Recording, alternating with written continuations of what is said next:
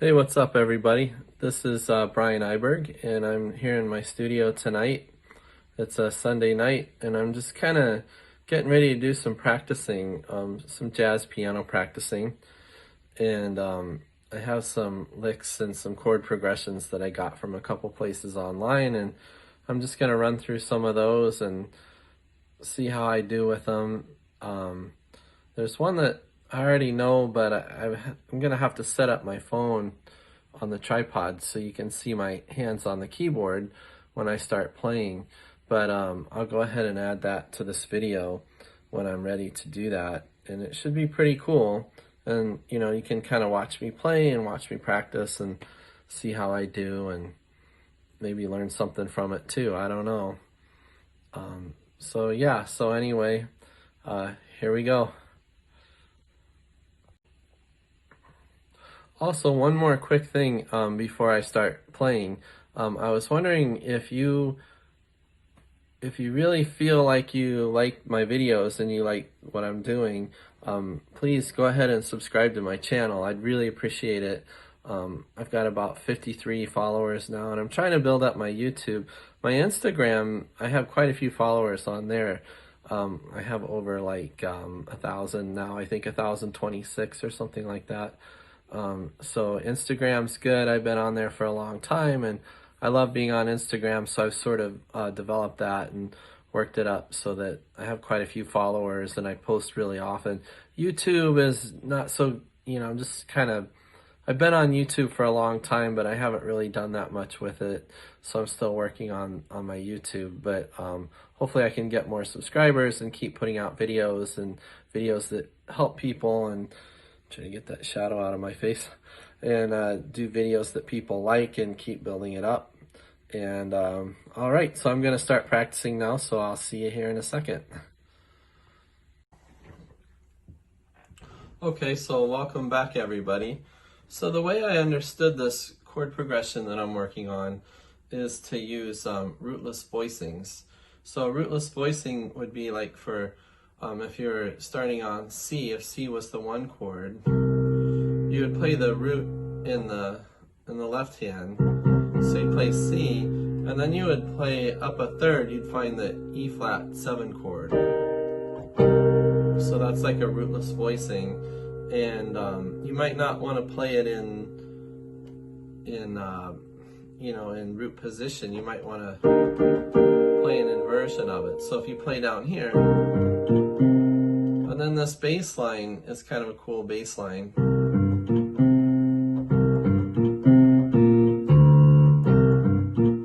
So that's another thing I learned from studying jazz online. And so if you play it, you can do kind of a,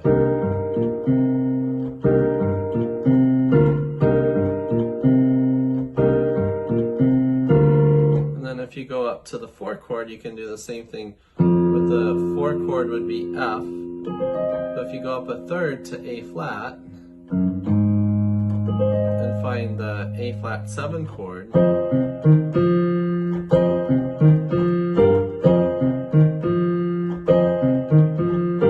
then back to 1 again.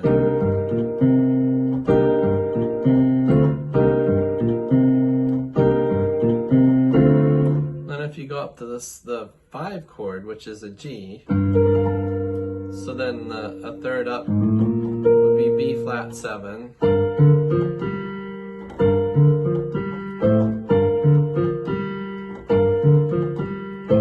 And if you go back to the 4, it'd be,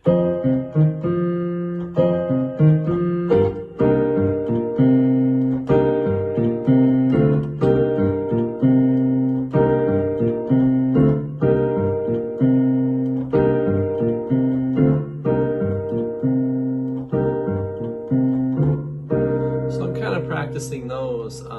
It takes a lot of thought to really kind of think in those terms, because not only are you thinking about the rootless voicing and root position, but then if you do an inversion of it, that sounds kind of cool by itself.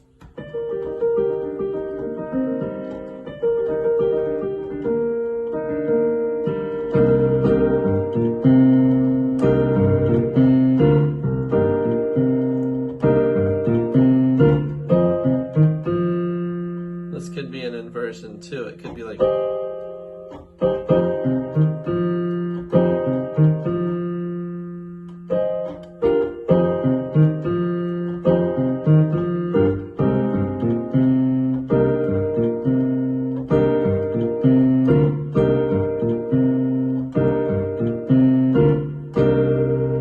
that's kind of a cool chord progression. I'm not sure if that sounds great with the 5 in there, but you know, it sounds pretty good. And let's try it on electric piano just to see how that sounds. I think that'd be kind of cool. So this is a Nord Electro 5, in case anybody's wondering what kind of keyboard I'm playing here. In fact, I could probably show a little bit more of it. Like there, you can see the name a little bit.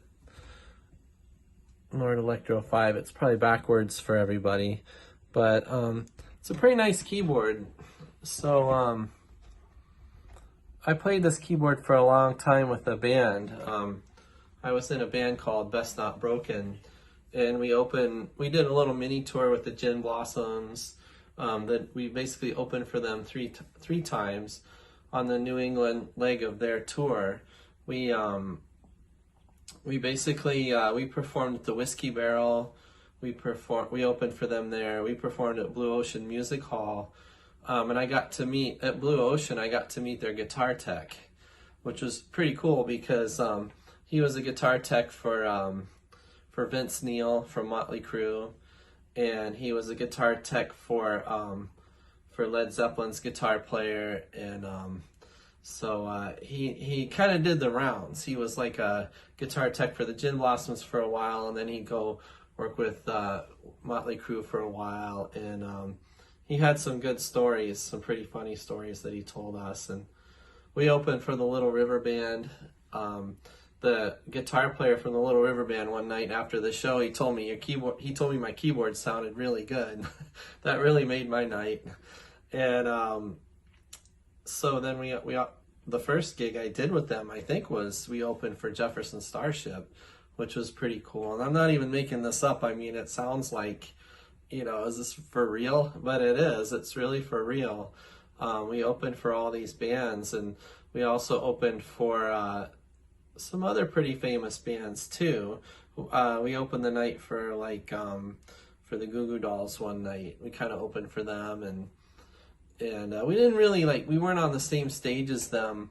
We were on the Magic Hat stage up in Guilford, New Hampshire, and after we played, we kind of opened up the night while the fans were walking in, and then Goo Goo Dolls were on a different stage. But I'm a big Goo Goo Dolls fan. I really love those guys. They're great. And so we basically opened for them, and we played the Vans Warped Tour. We played on the last, I think that was 2018 was the last one. So we did some pretty cool shows, but this keyboard was there for those. This keyboard right here, I gotta remember not to sell this keyboard because I played this when, let me think. I don't remember if I played this with the Gin Blossoms. I think I did have it for them. In fact, I know I did. I didn't have it for Jefferson Starship. I had a different keyboard, my Roland. And then after I did a few shows with that band, we went to 2 keyboard setup, which was actually much easier because when I had this keyboard, this is a lot of bread and butter type sounds. This keyboard right here. I can even show you a few things on this keyboard that that you can do with bands. You know, jazz is cool. I'm trying to learn jazz. Sounds pretty cool on here.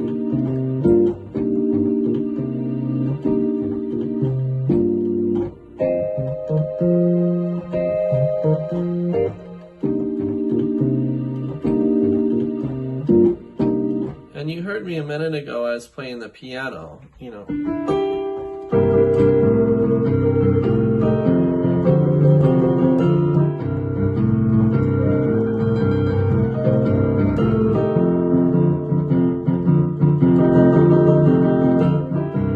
I think there's like some honky-tonk pianos in this keyboard, stuff like that. But, you know, you get like...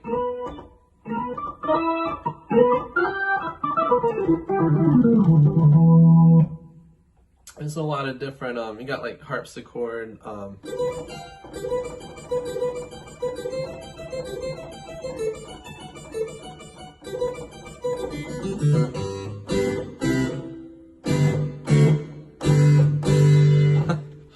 So that's the harpsichord sound. You got a B3. Lots of good, there's lots of good Hammond organs on here.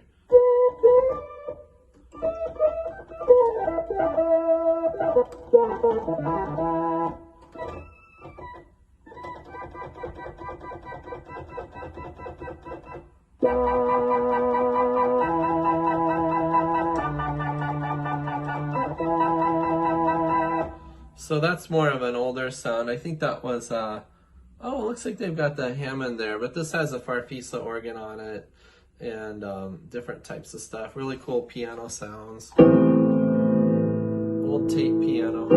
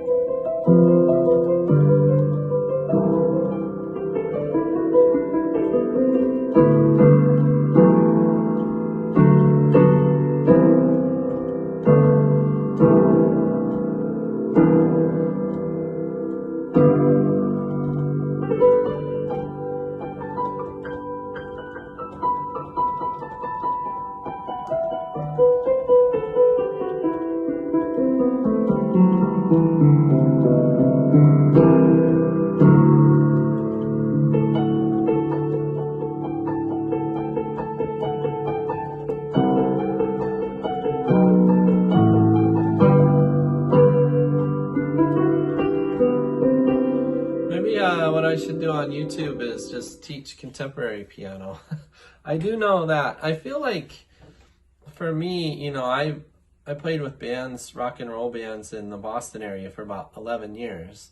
I started in 2009 and I played with Best Not Broken. We went down to New York several times. I'm not trying to like brag or drop names or anything, but that's kind of my story, that we performed it. We played at the Bitter End, and that's in Manhattan, and then the Lower East Side. We were there at the Parkside Lounge a few times, the Delancey. We went to New York quite a bit. Our manager knew the Ramones, so he managed a band back in the late 70s, early 80s, and the Real Kids, and they opened for the Ramones quite a bit in New York City. And so that's pretty cool. And he had some funny stories too, from when he used to manage them, and he hung out with the Ramones and stuff.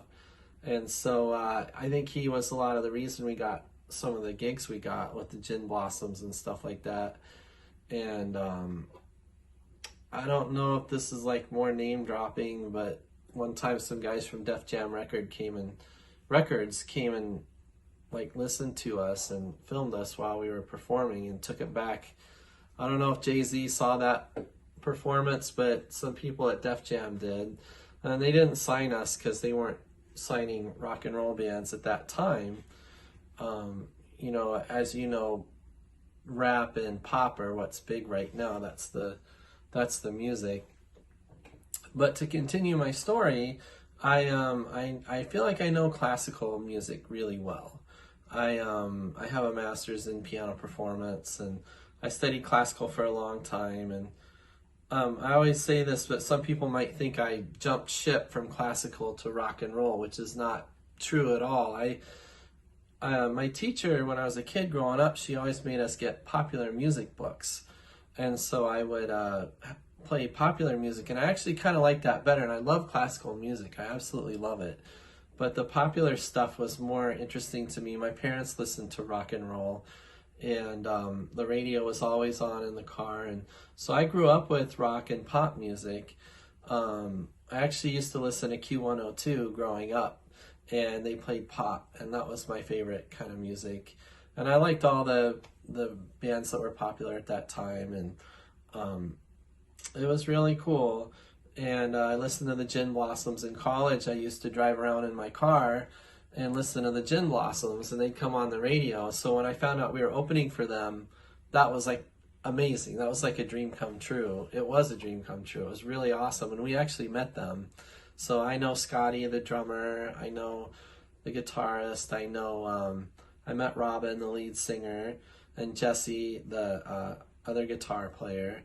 I didn't meet the bass player. I didn't see him around too much, just on stage. But we were right there. I mean, we were listening to all 3 shows. We opened for them at Aura up in, I think that's up in Maine. And and then we played the Whiskey Barrel. And when we first went into the Whiskey Barrel, I was like, this place is kind of a, well, I mean, I don't want to call it a dive, but it was kind of divey. But I think it was supposed to be. It wasn't supposed to be, you know, it's for rock shows. And but looking back on it, that place is actually pretty cool. And the Blue Ocean, we were there quite a bit. And I really enjoyed performing there. That was a fun place to play. And I like Blue Ocean Music Hall a lot. And one night when we opened for Jefferson Starship, we thought we were all going to end up in the ocean, because the reason they call it Blue Ocean is because it's right there on the ocean, and it actually has pylons. The building is set on pylons so that when the ocean waves come, the building rocks. And there was a bad storm that night. I think I still have some pictures of it, and that was a cool show. But it was, yeah, and the building was really rocking in that storm. So I remember that was a fun night. And there, in the green room where we hung out, like after we played and before we played, there were big picture windows that faced the ocean, and you could see that storm coming in. I do have pictures, I know I do, of the waves coming in. So that was pretty exciting. And so I feel like I know rock keyboards really well. I did that for 11 years. I know classical pretty well. I can teach. I'm a piano teacher, and I do teach pop and rock keyboards too. Jazz is the thing where I don't feel like I'm an expert on jazz. People tell me that know me, they're like, well, what's so hard about playing jazz? And I'm like, well, I can play it. You know, I can play jazz. I just feel like, I don't know, I think if I had to come up with my own arrangement of a jazz tune and do it the right way, the way McCoy Tyner would have done it, or Bill Evans, or you know, Art Tatum, or any of the great jazz pianists, you know, that might be a little hard for me. I don't know if I'd be doing it like correctly. And some people might say, well, there's no rules in jazz. Well, no, but in a way, there kind of is a certain way of doing things that if you don't do it that way, it doesn't sound like jazz anymore. One thing that's actually kind of easier, strangely enough, I know I can play jazz with a group. It's easier, it's harder to play solo jazz piano, and I think that's the thing I feel like I'm not so great at. I don't know as much about, because it's just you. When you play solo jazz piano, you're the bass, you're comping, you're playing the melody, you're improvising, you're doing everything. That's hard. I feel like when I play with a group and I'm comping's easy. You just, I mean, I can read chord symbols, like you're just reading the chord symbols and playing those, and you know, just, you know, that kind of thing. I can do that. I can stay out of the way. And I do think years of playing with rock and roll bands taught me a lot about reading chord symbols and comping and staying out of the way when you have like an organ sound. But I can play contemporary piano pretty well. That's what probably I'm the most interested in. I like jazz because I feel like it figures into a lot of popular style music. I wrote this tune.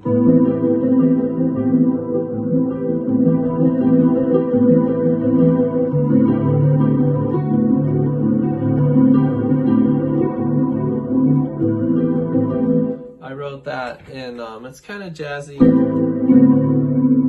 lot of seventh chords in there.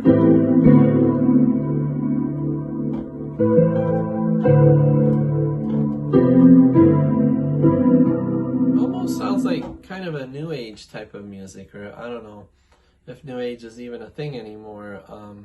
It's not really a pop song. It might be kind of classical. I don't know. I wrote this bluesy kind of thing in high school too.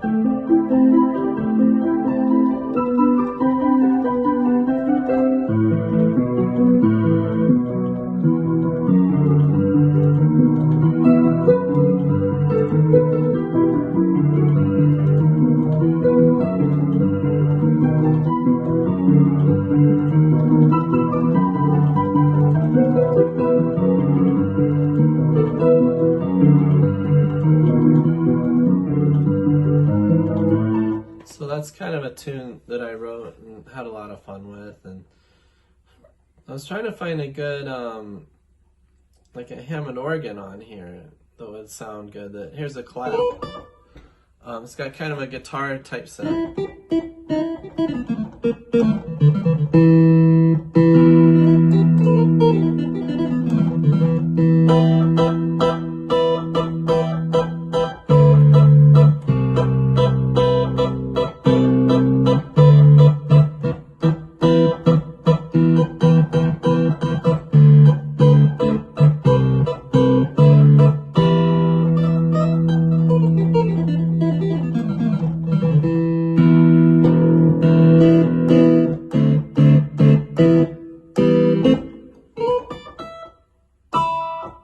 So clav is pretty cool. You can do like you can add a wah-wah effect to that if you want.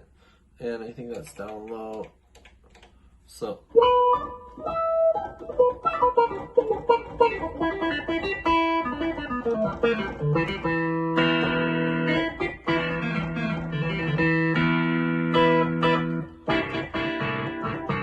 And you can actually use the foot pedal to work that if you keep it on wah. But then if you do the shift, you can do kind of a expression pedal. Just like a guitarist would do, you know.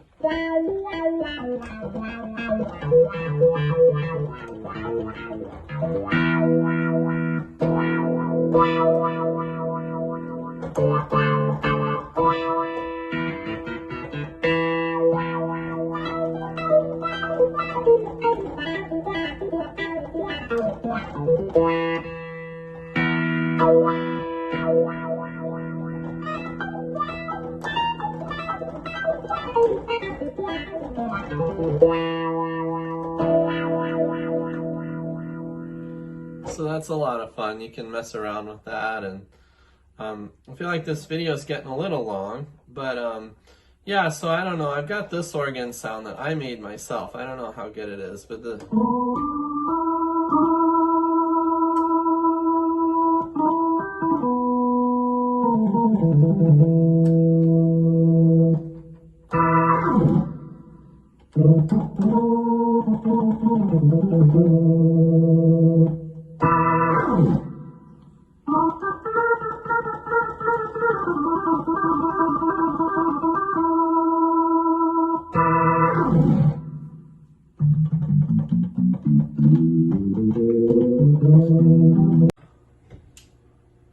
anyway, I feel like this video is getting a little bit long, so I'm gonna go ahead and end this now.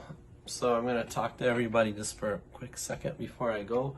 But if you get a chance, go ahead and if you get a chance, please subscribe to my channel. I'm gonna have a lot more interesting videos about playing and stuff. And who knows, maybe I should just do videos about playing contemporary piano and playing keyboards with bands and stuff, because that's what I really know.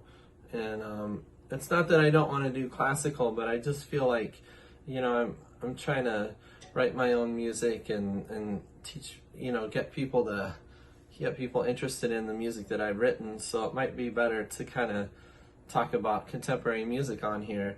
Let me know in the comments if you'd like to see me play more contemporary stuff. Let me know if you'd like to know about playing keyboards in bands. I can do that. Like I said, I toured with a band for, you know, about 4.5 years and opened for some really famous bands and done dozens of shows. And or if you'd like to hear more classical or more jazz or see my journey as a jazz pianist, let me know. But anyway, I'm trying to narrow things down, niche down to one style of music. It's kind of hard when you're a keyboard player because you play a lot of different styles, and most keyboard players start out taking piano lessons. So we do classical, and then we do jazz, and then we do like rock and pop. So anyway, but I'm going to sign off now to keep this a little shorter. I hope everybody has a really good what's left of this week, this Thanksgiving weekend, and I'll see you back here soon. All right, have a good night. Bye.